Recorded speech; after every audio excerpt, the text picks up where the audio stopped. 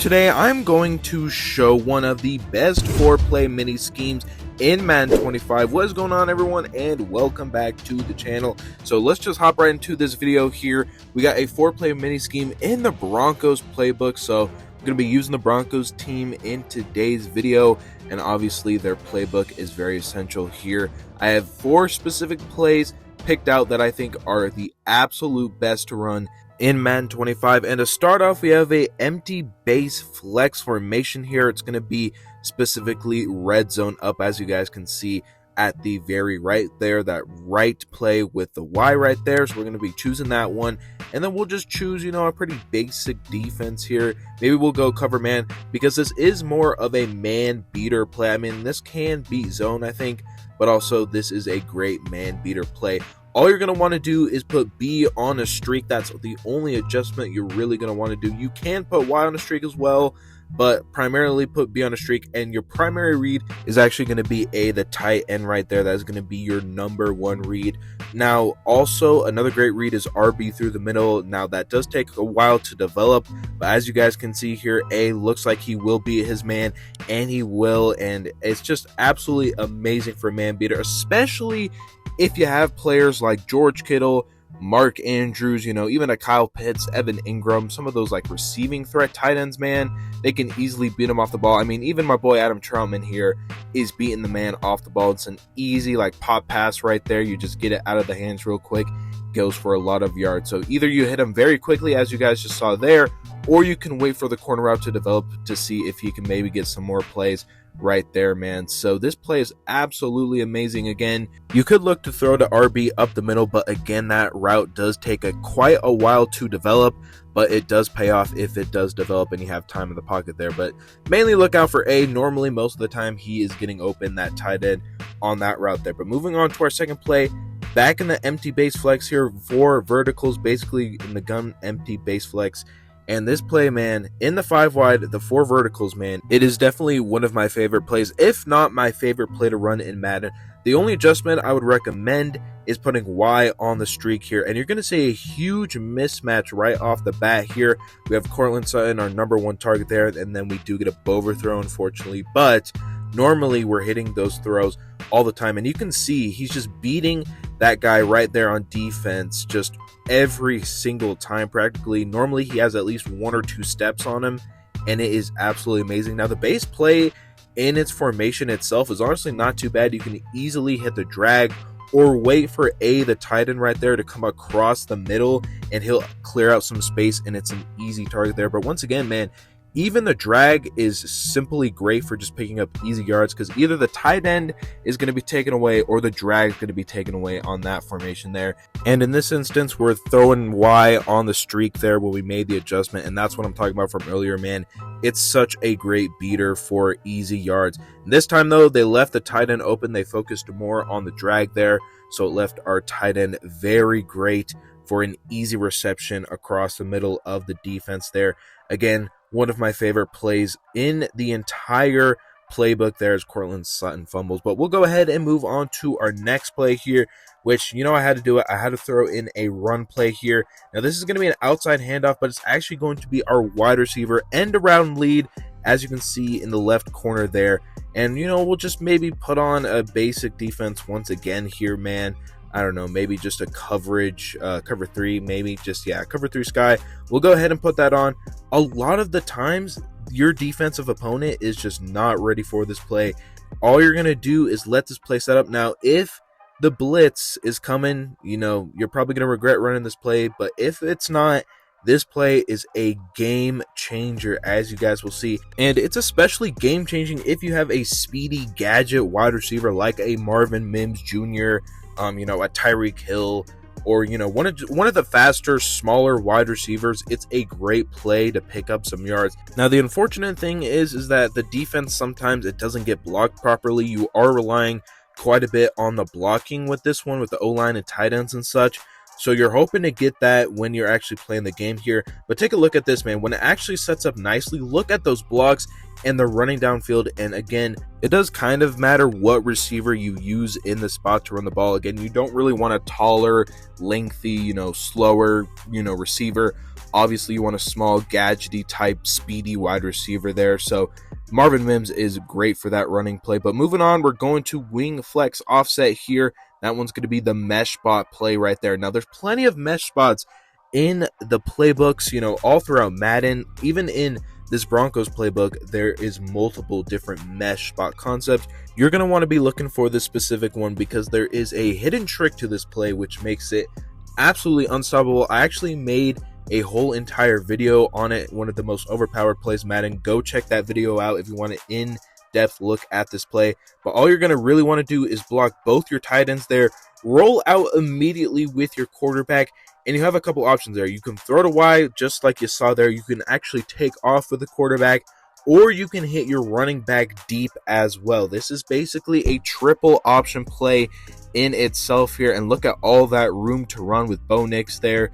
We get out of bounds there, but again, it's just the fact you can turn this play into a triple option play.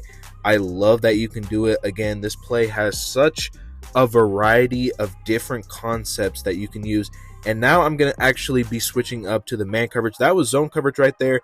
If they are in man coverage, oh man, they made a huge mistake because you basically got them for a one-play touchdown here. Now, you guys heard earlier I mentioned the running back. You can hit him deep here. Roll out with your quarterback, and look at that.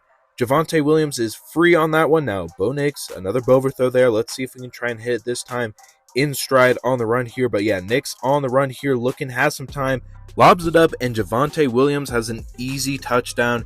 That is easily one of my favorites to run against a man coverage. It's an easy man beater, and obviously, ideally, you want a, faster, speedy running back that can get, across the defense there. But hey man, Javonte Williams getting it done. You can almost do it with pretty much any running back. But let's go ahead and get into the actual gameplay here, man. A lot of player searching. I'm going to go ahead and show this 4-play mini scheme in an actual online head-to-head game here. Now, he did get the ball to start, and Lamar Jackson, you guys got to take a look at this, man. This is absurd. Look at me on defense here, trying to get the ball out, and somehow Zay Flowers is coming up with that catch. Just kind of crazy, but we're not here for defense. We're here for the offense here. And to start off, I thought we'd do the run. This is kind of to test the water, see if this run works, and he's kind of got a good contain on it. We kind of had a run around in this play. Again, this one's more of a high risk, high reward. Again, there's a lot to go with that running play, outside handoff play to your receiver. So yeah, man, we'll have to see if we can use it again later in this video. But that time you saw it, the 4 verticals, Y on the streak. Easy completion to Courtland Sutton because that was an easy mismatch right there. Now going back to the empty base, looking for our middle read RB, and we got him for a easy 8-yard completion. Going back to the 4 verticals play, Y on the streak, and he easily beats his man, and Bo Nix gets a nice pass to Courtland Sutton. And look at that, we're already down to the 29-yard line. Now going to the mesh concept play. Let's see if we can hit Javonte downfield, or we might just take off, or throw to Y here, and we'll take Y. Courtland Sutton, easy reception, and it'll get almost the first down, not quite. It'll be a 2nd and inches for us. We're going back to the run, man. I have hopes for this play. Again, let it set up there. Nice cut by Mims, and this is why I said, man, gadgety wide receivers, small, fast wide receivers are definitely the way to go on those outside handoffs and easy yards we just got there. Nix rolling out here. He's kind of using it well, so we're going to go ahead and just throw that one away, man. He kind of used that pretty dang well, so we'll just go ahead, throw that one away. But guess what? Back to the 4 verticals here. Another mismatch. Will this guy ever learn? I guess not, because Courtland Sutton with a diving touchdown, and we get some points on the board. 7-6. We actually got the ball back here. Second quarter, 51 seconds left. We're back to this play here, and I do see another mismatch with Courtland Sutton, and guess what? It's an easy completion. Man, this guy, I'm almost hoping that this guy fixes his defense because he's leaving Courtland Sutton with such a huge mismatch. Every time I see that, I feel like I have to take advantage. Going with the end around on this one, and it pays off, man. It takes a while to develop, but it pays off, and Marvin Mims with the running touchdown. You'll love to see it, man. In the third quarter, 4 minutes left. We have the ball here. Let's see what we can do with the mesh spot play. Blocking both tight ends, remember. We're going to try roll out to the right, looking, scanning, looking. I almost threw X there. Well, I actually did throw X. There was, I don't know, I kind of like hesitated with the rollout, so that kind of affected how the play ended up there, so we end up getting nothing on that one. We're looking for Cortland again, and guess what? We find him there. We might even have to dance on him. We do, and we're getting an easy touchdown. It's like I've been saying, this guy, I will keep abusing that if he's not going to fix it.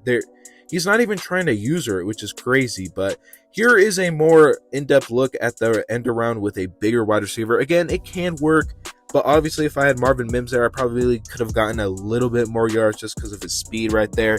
But hey, man, if you want to use the longer wide receivers, be my guest, man. But look at this one, the 5 wide once again, the red zone up, and Adam Troutman on that corner route was absolutely beautiful. Wide open, gets out of bounds, and we are down to the 31-yard line here. Bo Nix looking, scanning once again here. We almost bait him with the run there and pretty much just throw it. I think that was a pretty nice play by us right there. 2nd and 2, almost the 4th quarter here. Let's see what we got cooked up here. Again, the red zone up. Let's see, man. Bo Nix looking for anything here. Trying for A, and I think Troutman's a little too far gone. Maybe should have tried and hit him a little earlier on that one, but we're going back to it. On the next play, let's see if we can maybe hit him. Maybe even Cortland. So another mismatch, man. Let's see if Bo Nix can hit this throw here. Nix, okay, he did. Okay. So first of all, Sutton did get bumped pretty bad on that one, and then also Bo Nix kind of threw a bad pass.